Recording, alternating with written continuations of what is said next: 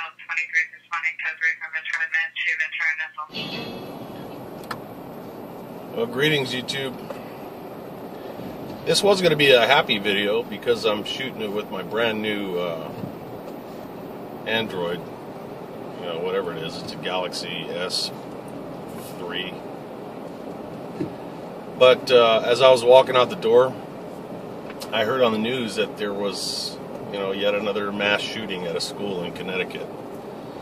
I don't know the details. I do, I'm sure the death toll's bigger than what I think it is, but I thought I heard 18. My daughter said when I was walking out the door it was up into the 20. It doesn't matter. I mean,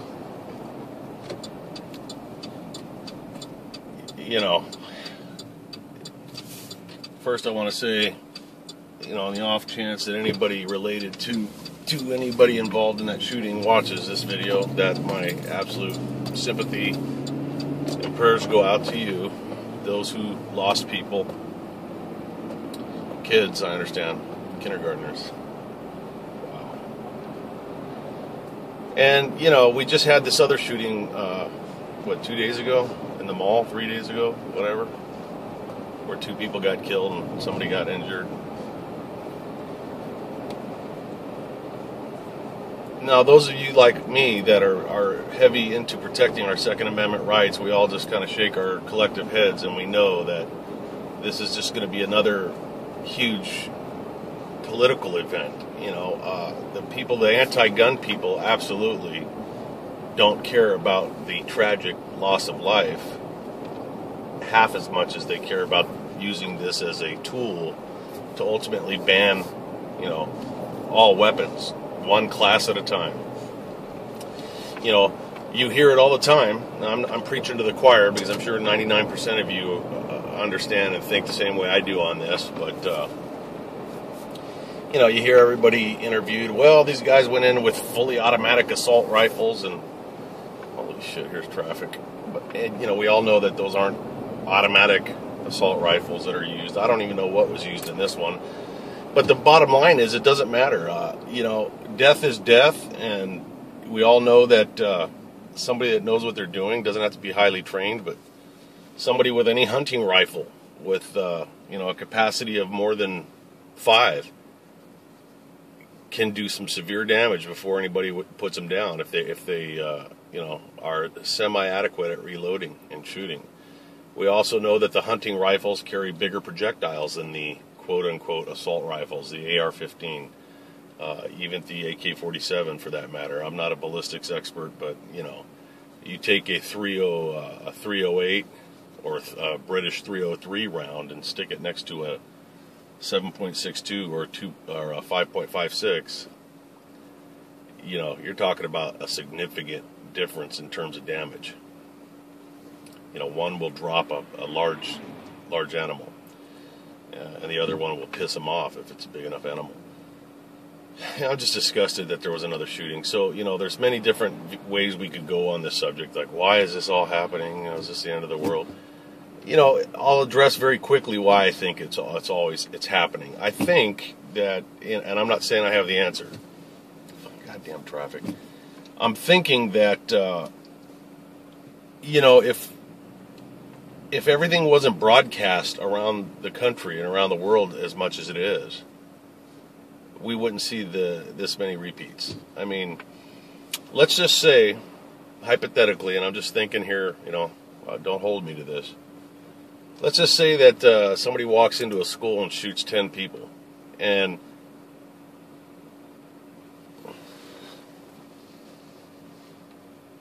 okay, wow.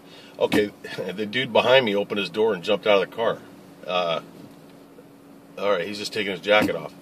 I'm stuck in. This goes back to my vehicle safety video. I'm stuck in traffic. I've left enough space between the car in front of me, like I talked about in my carjacking video, so that I could make an escape. But as I look in the mirror, being aware of my situational awareness, I see the dude jumping out of his car and reaching into his jacket. So my instinct was to reach for my weapon, still keeping an eye on him. And then I could see that he was taking off his jacket and throwing it in the back seat. So that's just a little commercial reminding you to be alert, because weird things happen. You know, right close to where I'm at the FBI headquarters at Langley over here. Years ago, somebody in traffic just like this jumped out and started killing people, killed a bunch of agents. So what I'm thinking is, back to the shooting, let's just say somebody walks into a school and mows down 10 people. And on the news, they have a mandate not to go into detail. What if they just say 10 kids were shot and killed in, Hocus Pocus, Abadocus, Long Island. And that was it. By getting into I think that the mass shootings would diminish. Every time these things happen, and they become such a sensational story. I mean, we end up, we're going to look and see. It appears that the shooter had a rough childhood. He was fired from his job. He was molested by his uncle. The more we hear about that, and the more you take a guy that is insignificant in his mind, he doesn't matter to anybody. You know, he's got problems with his wife, or his parents hate his guts, or he just feels like a mushroom. You know, he just stays in the dark room all day, doesn't do anything. He's got self-esteem issues, blah, blah, blah. He's antisocial, psychotic, schizophrenic, bipolar, whatever. And when he sees on the news that an average Joe, just like him, can really attain international fame and be remembered in the history books by just grabbing a gun and going out and mowing innocent people down. I think that's the motivation. I really do. I think that is the motivation. I think that if it wasn't such a big deal, if we never heard anything about these people, which I don't know about you, but I don't give a crap about who they are. I don't want to know who they are. I mean, there's no need to know their backgrounds. If there was no thrill of instant fame for an otherwise nameless face, I think these people would probably just blow their own brains out and be another suicide statistic, which is perfectly fine because it's their decision. What do you guys think about that? I really honestly think that the media, I hate to say the media is to blame for everything, but God, come on, man. This guy, by tomorrow, will know everything about this guy and how pathetic his life was, and he got fired from his job, or he wasn't taking his medications, and he left something on Facebook. Who knows? I bet there'll be some freaking message he sent out. It's like the asshole that went to Virginia Tech, making videos. And why would they even show such a thing? Stop. There should be a formalized movement to demand legislation that since they're trying to always restrict the guns and the gun rights, which are constitutionally protected, why don't we try to put some FCC restrictions or whatever restrictions on the media and basically prevent them, demand that they stop putting out any information beyond 5 guys were killed in a parking lot. Suspect arrested. 5 guys were killed in a parking lot. Suspect killed by police. 5 guys killed in a parking lot. Suspect took his own life. That's it.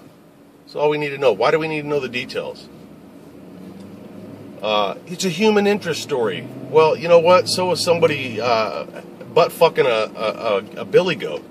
But I don't think they're going to show that and talk about the goat's life and how it was affected and all the goats that watched it. We don't have to know every little thing, is what I'm saying. What do you guys think?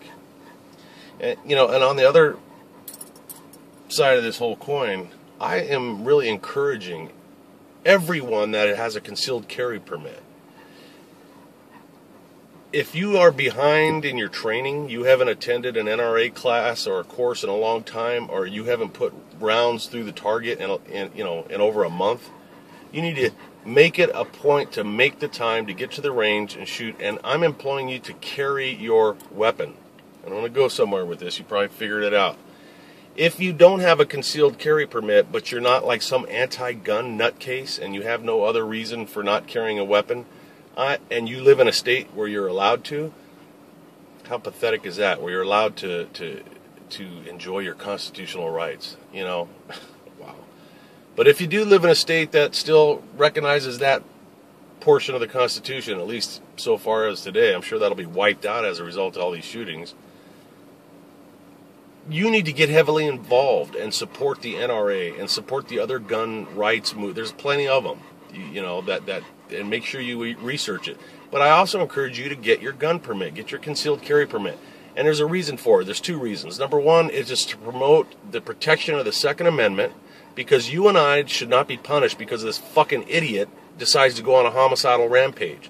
The other reason is I honestly believe that if more people were carrying their weapons, more good people, more legitimate people, we might have one of us in a position to do something. Now, certainly we're not going to be in an elementary school. But what about this mall shooting? I don't think people are thinking in terms of, a lot of people aren't thinking tactically. We all know from the news that the guy that shot those people in the mall, right off the bat, had a weapon malfunction on his AR-15. And that is what is credited with allowing so many people to get out of there before he ended up killing them. So maybe he ran out of targets because the two people were down and everyone else was gone because he was fucking around with it. Man, if you see somebody that's fucking around, that's in the middle of a mass shooting and his weapon malfunctions, man, you tackle that son of a bitch without a hesitation and shove the weapon right up his ass and stir it around until he fucking dies. We got to think like this. If we don't think like this now, we're not going to react properly in a situation. If you're in a mall or you're someplace in public where there is an active shooter situation and you're carrying a weapon, the first thing you do is not pull your weapon out, because you've got to make sure a couple of things, because we can't afford these tragedies anymore, and we can't afford even questionable things. George Zimmerman, he's getting fucked over. Come on, you and I and everybody on earth, including all of the anti-white, black, racist motherfuckers that are all out to get George Zimmerman, they all know that was a legitimate shooting as far as the law goes. George Zimmerman wasn't murdering anybody. That being said, there can't be any room for debate on these things. So if you've got a weapon and you hear shots fired, you need to very quickly evaluate what the hell's going on. Is there an off-duty police officer shooting it out with a bad guy? What if you whip your gun out and shoot some cop dead because you reacted without thinking? So the first thing you want to do is make sure you're in a safe position. Get to cover, not concealment, but cover. You want to get behind something that stops bullets. And as you're going, you got to become situationally aware. Look around. What's happening? Has this guy got a badge hanging off his belt? Just because he has a badge hanging off his belt, does that mean he's a cop? Do bad guys dress up like cops? Do people downrange in Afghanistan dress up like the good guys and go in and mow people down? Yeah, it happens. Statistically, there's a combination of things, and it all, like I've always said, it comes down to reasonable actions. You pull your gun out and start shooting people because you think you know what's going on, and it turns out you shot the wrong people or at the wrong people. If you survive it, you're going to be in a world of shit that makes Zimmerman look like he's going through a goddamn family picnic. So be aware of who is the threat. And once you've established that person's a threat, what's behind that threat? This is all the reason you need to be going through some tactical. In this day of media at everybody's fingertips, you should be watching tactical shooting videos. They're all over the place from reputable companies. You can buy them online. You can watch them free online. Take an NRA certified course is what I recommend, because they're all over the country. You just Google the one nearest you, and you have to. It's a perishable skill, because you were a good shot 5 years ago, and you've shot 3 times since. There's no way you're going to be anywhere near what you were in terms of skills and abilities. So you've got to keep your chops up. You've got to get your ass to the range, at least monthly, and put some rounds through some targets. You need to understand the different tactical maneuvers in an active shooter scenario. Have it planned out in your head. What will you do? What's good cover? What's good concealment? What's the difference between the two? When will I pull the trigger on somebody? The answer is when you know for sure that they are the bad guy, and you know that there is threat of imminent loss of life or great bodily injury to yourself or somebody else. You know, shooting at a guy with an AR-15 in a crowded mall during Christmas season might not be the best way to go. Have you ever thought about physically taking a guy down who's got an AR-15 in his hands and it's malfunctioned for a second? It's pretty easy to do. Because here's the deal. Whoever controls that weapon is in the good position. You grab the barrel of that weapon and make sure it's not pointing toward anybody, and then you do what you got to do. Well, what if he has a backup in his back? Well, what if there's a fucking asteroid hurtling toward the mall at the same time? You can what if any situation to death, literally. But the bottom line is, have a plan and put it into action appropriately. Once again, man, I'm just disgusted to hear that we've got to deal with another shooting. People, here it is Christmas, and I can't even imagine what that's going to be like for these people that lost their kids. I can't even think about that. It makes me just want to fucking punch this window. What do you guys think, man? Thanks for watching.